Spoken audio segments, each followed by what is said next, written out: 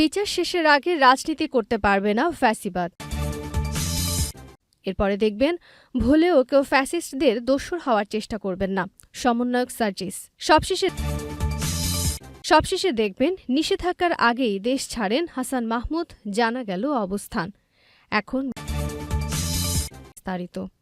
ছাত্র জনতা হত্যার সম্পূর্ণ বিচার নিশ্চিত না হওয়া পর্যন্ত পরাজিত ফ্যাসিবাদী শক্তিকে পুনর্বাসিত করার কোনো সুযোগ দেবে না অন্তর্বর্তী সরকার। বৃহস্পতিবার ৫ সেপ্টেম্বর প্রধান উপদেষ্টা ড. মোহাম্মদ ইউনূসের নেতৃত্বে উপদেষ্টা পরিষদের বৈঠকে এই সিদ্ধান্ত নেওয়া হয়েছে বলে জানিয়েছেন শ্রম ও কর্মসংস্থান এবং যুব ও ক্রীড়া উপদেষ্টা আসিফ মাহমুদ সজীব ভূঁইয়া। বৈঠক শেষে সন্ধ্যায় ফরেন সার্ভিস একাডেমিতে আয়োজিত সংবাদ সম্মেলনে তিনি এমনটি জানান। উপদেষ্টা পরিষদের বৈঠকের আলোচ্যসূচিতে থাকা অন্যান্য প্রসঙ্গ নিয়েও কথা বলেছেন আসিফ। যুব ও ক্রীড়া উপদেষ্টা বলেন, ফ্যাসিবাদী শক্তি বিভিন্ন উপায়ে সংগঠিত হওয়ার চেষ্টা করছে।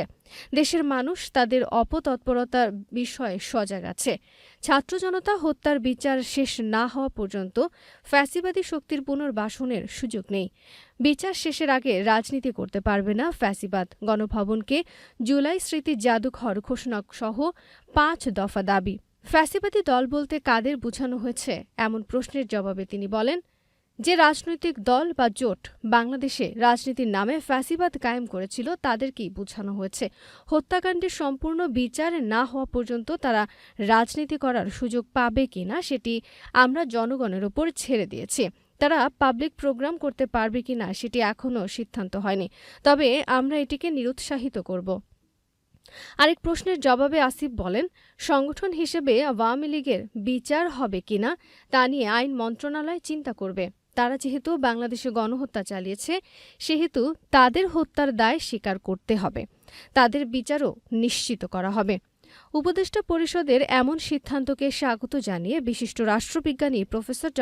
দিলারা চৌধুরী কালবেলাকে বলেন, আমার ব্যক্তিগত মতামত হলো পরাজিত আওয়ামী লীগকে গণহত্যার দায় স্বীকার করতে হবে।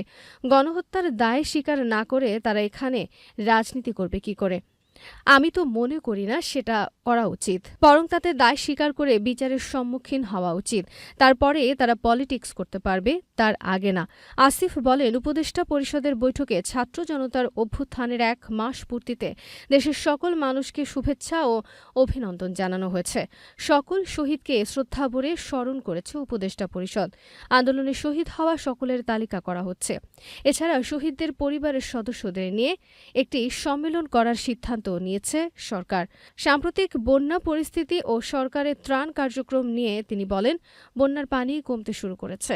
সরকার বিভিন্ন বেসরকারি সংস্থাকে নিয়ে বন্যার্তদের পুনর্বাসনের কাজ শুরু করেছে। শ্রমিক আন্দোলন প্রসঙ্গে শ্রম উপদেষ্টা বলেন, পরিস্থিতি স্বাভাবিক হচ্ছে। শ্রমিকদের সমস্যা সমাধানের জন্য একটি কমিটি গঠন করা হয়েছে। তারা শ্রমিকদের দাবি দেওয়া সমাধানে কাজ করবে। পরিস্থিতি স্বাভাবিক হচ্ছে। শ্রমিকদের সমস্যা সমাধানের জন্য একটি কমিটি গঠন করা হয়েছে। তারা শ্রমিকদের দাবি দেওয়া সমাধানে কাজ করবে।